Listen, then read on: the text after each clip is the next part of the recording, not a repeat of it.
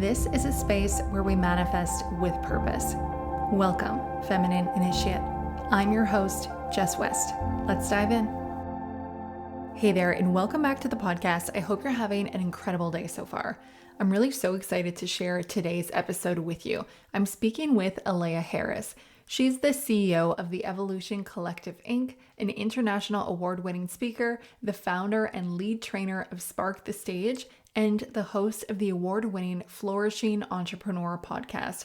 Aleya is also the best-selling author of Spark the Stage, Master the Art of Professional Speaking and Authentic Storytelling to Captivate, Inspire, and Transform Your Audience. Her unique approach as a strategic storytelling consultant has revolutionized the way businesses communicate, transforming workplace cultures and market positioning. With her dynamic energy and proven methodologies, Aleya guides clients to unlock their potential, articulate their radically authentic stories, and achieve unparalleled success. This is such a fantastic and fun conversation, and it's especially for you if you feel the call to share your story. We each have a powerful story to share. As you'll hear, Aleya really emphasizes this in today's episode, and if you have any hesitation towards sharing it, I know this podcast episode is going to be of great benefit to you. So without any further ado, let's dive in and please help me welcome Aleya Harris. Hi, Aleya. Welcome to the podcast. I'm so happy to have you here. How are you doing? I am doing fabulously. Thank you for having me. Yeah, absolutely. You're so welcome. I'm looking forward to our conversation. And first, let's get into your story because you have diverse experiences and you had quite the journey. So let me just recap it here. You were a seasoned former marketing executive and ex Google vendor partner.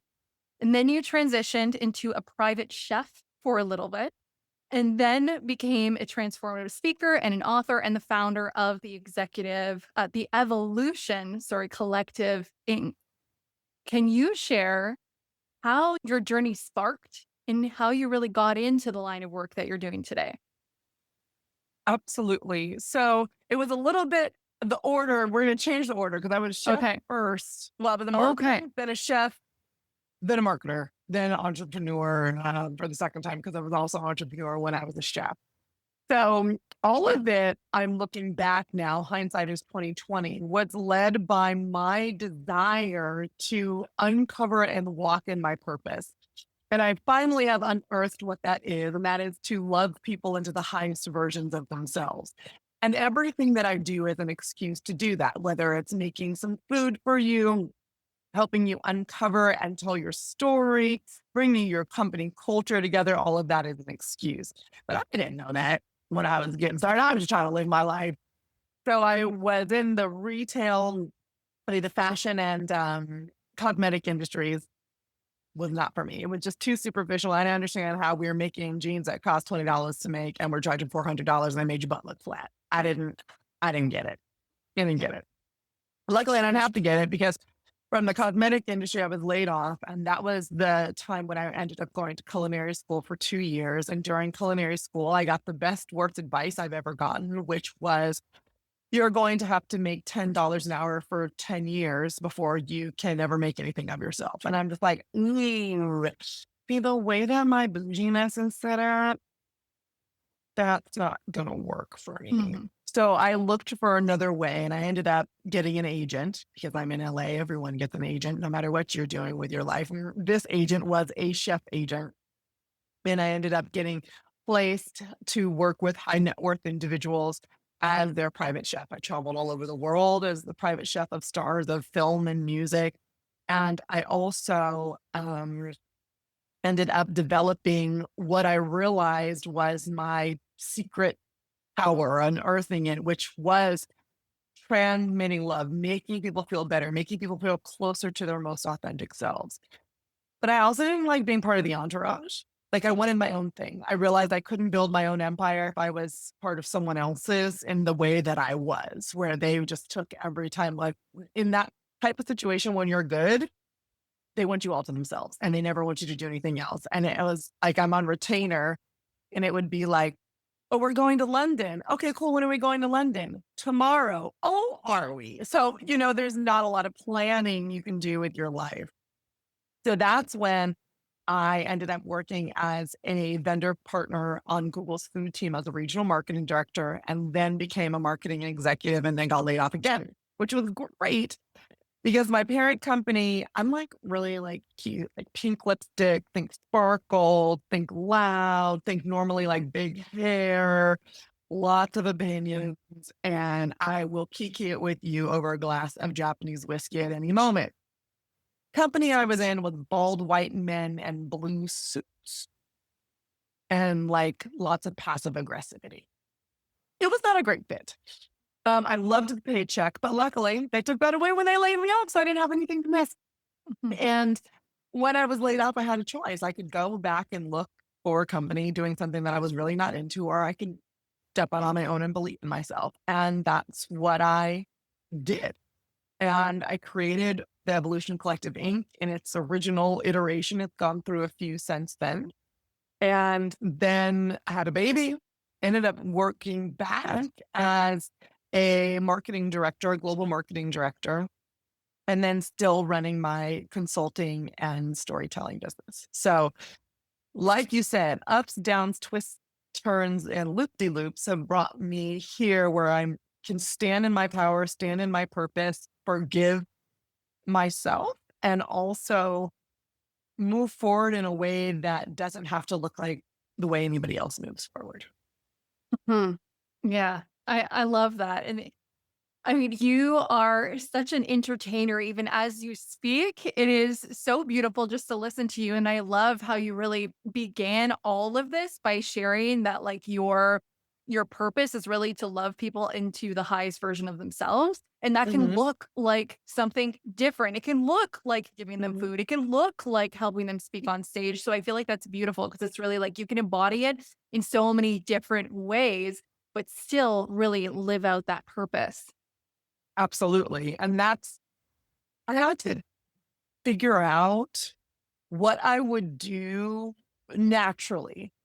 Um, and like in the grocery store, I have had conversations with people that they've basically gone into like existential crises over the lemons. And I'll have conversations about stories and storytelling and helping them be them best self. But what do you really want? And no one's paying me to do that in the middle of Ralph's, right? But that's just what happens. And that's what I attract, people that are looking for a new story or to tell the story that they know that they should have been telling all along, but they haven't felt confident to tell. They ask questions like, does anybody want to hear my story? The answer is always yes.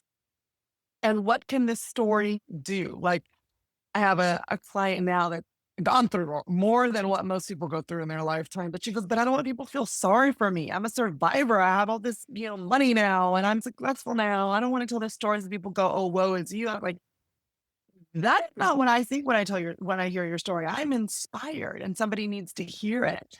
But there's a lot of reasons why people stay off the stage, stay off the internet, writing their stories, stay out of the room, or they hide behind the weather, you know?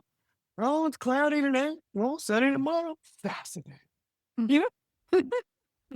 And that's where we stay because of the many excuses we tell ourselves. And I naturally have a way of getting underneath those excuses and getting to the heart of what makes people themselves and finding beauty in every single person that I met, and that I will meet, and helping people show that, whether it's in a group setting or an individual setting. Hmm. It's fascinating how we can get so caught up in our own minds, in our own heads, thinking that, oh, this is what people are going to think when I share my story. When the way that people view us, it could be completely different from how we think others view us. And that prevents us from showing up, being So, visible. yeah, it's so funny, Jess. So when I started this whole speaking thing, entrepreneur thing, I was like, people see me as an expert, as being very knowledgeable, being a good educator, having great content. All of those things are true. Then I read my own testimonials. And yeah, sometimes I mention those things, but almost every single time they say, I love your energy. You made me feel better. I feel inspired. Energy, energy, energy. That's the word that people say all the time. I just want to be in a room with you. I go to all of her sessions when she speaks. They're not saying this to big myself up, but I'm like, that wasn't what I thought. You're supposed to love me for my brains. Like that was what I thought I was going into this for. And yes, I mean, like, yeah, you gotta like say something and have it be good when it comes out of your mouth. Not what people really remember. Now, today with technology, ChatGPT could give them an answer faster about a fact than I ever could. Right. And then write it into a 24-point checklist. Like, right. They're not coming for that. They're coming to say, well, how does that translate into my heart, into my soul? And what are those human elements that you're drawing these connections to? So I feel connected to you. So I feel able to participate in my own transformation. That's the whole point of all of it. How can I enable you to make the change that you need? It's not about me, it's about you. And people get confused about that. They think, oh, I'm on stage with the mic, or I'm the one with the fancy title, or I'm the one who's running this workshop or whatever. Yeah, no, it's not how that works. Hmm. Yeah, no, that's really interesting. And you're right, because there's no shortage of information. Anything that we want to know, we could just do a quick Google or, as you're saying, ChatGPT. Like, that's not really what will make someone memorable to us, what will make us want to listen to someone. And we always remember the way that people make us feel is Absolutely. so important. Absolutely. Yeah. And it's funny because people ask me, they have a misunderstanding around feelings because they're like, oh, well, I'll make people feel happy. And then but they, like a stand up comedian makes them feel happy. Why me? What about my story stands out? Happy is happy, sad is sad, empowered is empowered. That is a misunderstanding.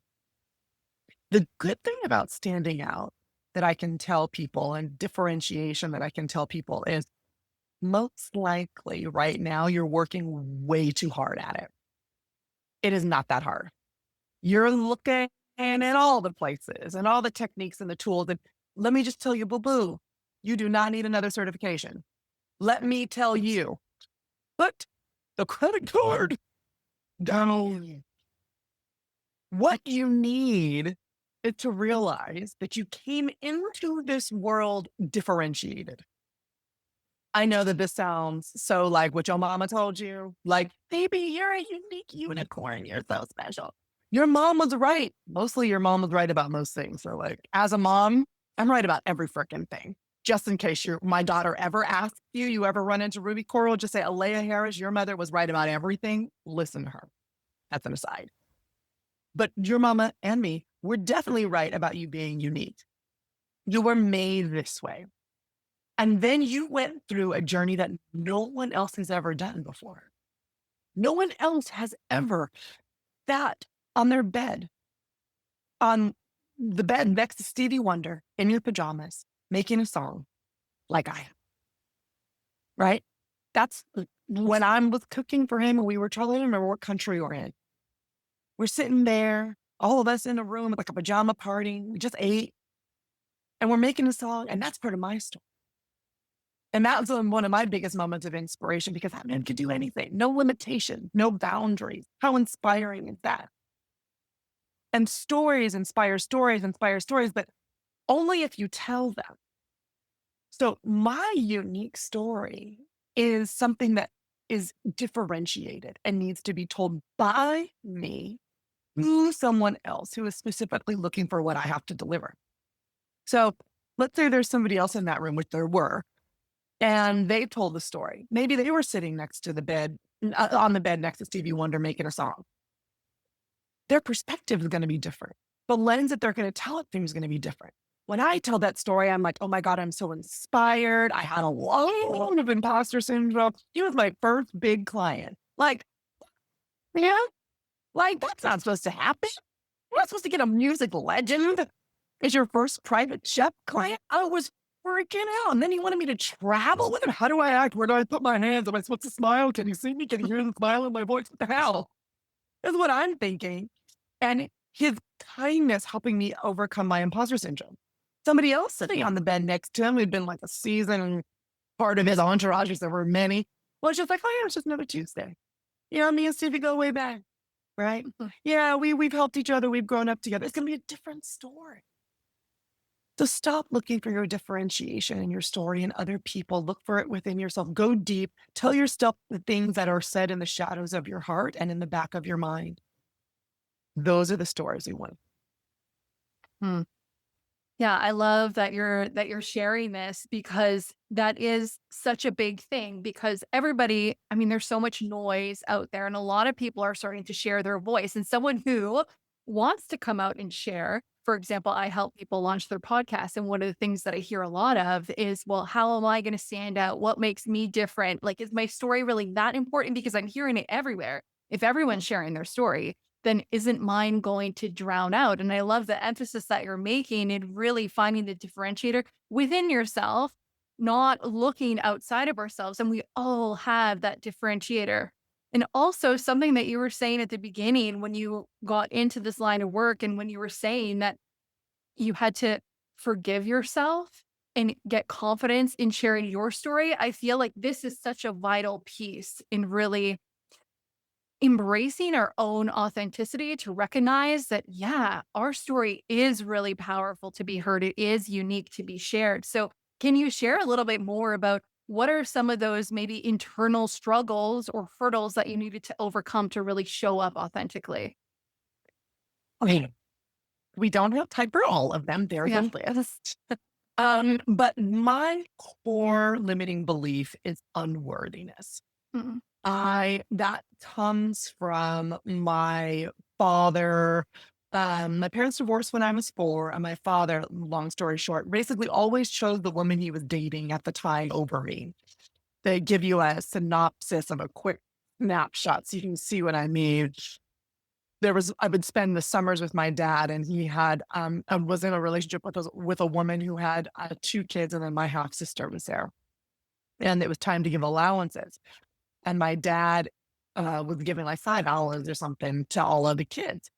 And he gave a $5 bill to me. And then the lady he was with said, oh, don't give that $5 to Aleya. Her mother already sucks that dry for child support, which was not true because the man was not really paying child support. And instead of standing up to her, like, no, this is my daughter. She is, whatever, my kid. He took the $5 out of my hand and gave it to her son. So it was those moments and lots of moments like that with similar feelings that added up to create an internal sense of a lack of worthiness. How does that translate? Well, I was setting my prices too low as an entrepreneur. I wasn't going after the career choices that I needed to. And overcoming took a massive journey in and of itself, from ayahuasca ceremonies to forgiveness ceremonies, writing letters to myself, communing with my inner child. Because, one of the things that really hit me was that our inner child was once our outer child. I have a toddler. She's 2. She's my favorite person in this whole wide world. I tell her that daily. And I realize that I am responsible for someone's inner child right now. The voices that she is going to hear that will either support her or derail her are being created by my voice right now and what I speak into her. And when you think about that, and you think about how your inner child was once your outer child, I hope that that gives you a sense of pause and forgiveness for yourself for the decisions that you've made. Not that I don't want you to take accountability for your story. My daughter's 2. There's not a whole lot of decision making that she does on her own.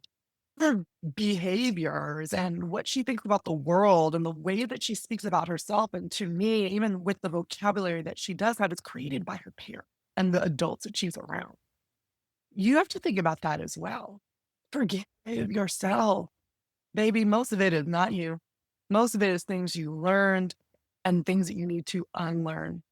The shoulds, the supposed tos, the don'ts, the no's, the limitations that were put on you, most likely by well-meaning people to try to help you be a good person. But as an adult, you now have the facility to decide what stories you are holding on to, which ones you actually authored, and which ones you want to continue to write. So you tell the ones that maybe you didn't author, and you tell the ones that you did. And then most importantly, you tell how you've transformed those stories into ones that are more helpful and how exactly you did it. That's what people are looking for, the pathway.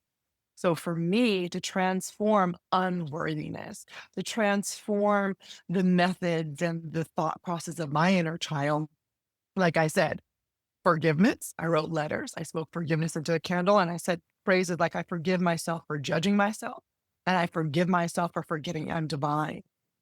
I also made sure that as I was removing and exploring the stories that I didn't want to create, I intentionally put new ones in, whether I believed them at the time or not. I am worthy. I am valuable. I am a millionaire with a business that is thriving. I have successful relationships. I am worthy of whatever. You say the things, and I know that sounds so woo-woo and so she. Yeah, but have you really tried it? Try it. Because the only world that really matters is the world that happens in between your two ears. And if you can't have dominion and sovereignty over that world, then you will not be able to do the same externally. And your stories will never have an ending, or they'll have an ending that's very much not like a modern day fairy tale. It's very much more like the Brothers Grimm fairy tales, which are kind of gross. So the third thing after I decided to be intentional with my story was I started sharing them. Sharing the story in and of itself allows you to see how uplifting you really are. Because imposter syndrome's trick, the way it gets you is to convince you that silence is your friend when actually it's your enemy. Imposter syndrome will tell you, you can't talk about that. You shouldn't share that. Who are you to tell that? And then what it does is you go, yeah, who am I? Oh, I'm not anything. And then you start replaying that story. I promise you, as soon as you tell it to someone, they will go, oh, tell me more. Oh, what is that? Oh, that's interesting. And that will be your momentum to continue to dive deeply and to share your unique story with everyone else. Mhm.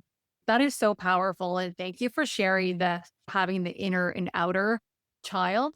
So powerful and really inspiring to have that forgiveness on ourselves because it likely a lot of these limiting beliefs and these fears that we have weren't really they didn't come from us. It was a program that we have had in our little life. It's so important to be able to release that and let that go in order for us to really be able to show up and experience the fulfillment that we're really brought here to experience. So I love that. And we really addressed the more internal side to really showing up and sharing our story and having confidence that we can and our story can still stand out in the sea of noise. Can we look at the more structural side too? In that, is there more of a science to storytelling to make sure that our story really does resonate or captivate the audience in the way that we want it to? There's absolutely a science to storytelling. So there are frameworks. The hero's journey is the most famous. It's if you've ever watched a Star Wars movie, it follows it to a T. Then I've created my own frameworks for speaking, like the crisis story framework of how to tell a story that compels, or the way that I teach people how to structure a keynote is through my framework called the Radical Spark Signature Talk, which pulls in what the audience is looking for and what corporate planners are looking for and deliver the talk that captivates and compels an audience every time. If you do it right, you will win. It's like kind of like a no-brainer framework. There's also frameworks from Latin America, Asia, and Africa that focus on the collective. And I use those frameworks a lot when I'm doing work with corporate HR teams, because where the hero's journey focuses on one person moving forward and transforming and winning the day, a lot of the other frameworks focus on how does one person create change and catalyze a community movement. And other ones like Latin American magical realism story frameworks focus on how can I use what is just the slightly fantastical, right? Like a light water for chocolate moment. What is just a slightly fantastic experience to highlight an emotion so that people feel it and understand it in a way that I couldn't otherwise if I didn't bring it out in a slightly more magical way. So you choose your framework based on your goal. I use crisis story frameworks the most because it's often like, this is what happened to me. This is how it made me feel. Here are the 3 things I learned from it and how they can help you now. That's basically the crisis story framework. And then the hero's journey framework talks about how a hero is called into action. Something happens. They meet a mentor. They go through these trials and tribulations where they're growing, they're learning, they're building their crew. And on the other side, because they participated in the trials, because they participated in their own transformation, they're now better for it on the end. So when you're thinking about storytelling on your podcast or speaking from a stage or speaking to your spouse, even, they're very effective at convincing people to do things. You want to use a story framework and have them in your mind and learn them so that that just comes out naturally. So even the stories that I've been telling, if you notice, I use a lot of that crisis story framework across the story. That's the way it comes out of me naturally now because it's just how I think. And all of us think in story, but when you're intentional about it, you're able to make your words even more powerful. Mhm.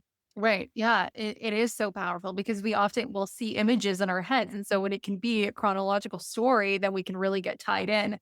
And I feel like this is going to be somewhat of an obvious one, but I would just love to hear like how much emphasis do we really need to put on who the audience is that we're going to speak to when we're choosing what story we're talking about? And I'm specifically saying this for podcasting too, when we're going to guest on different podcasts, as how important it is to also like do your research to know like, okay, who is this podcast really speaking to? Who is that audience? So that I know that the stories that I'm sharing from my life are actually relevant and are going to be most impactful to that audience.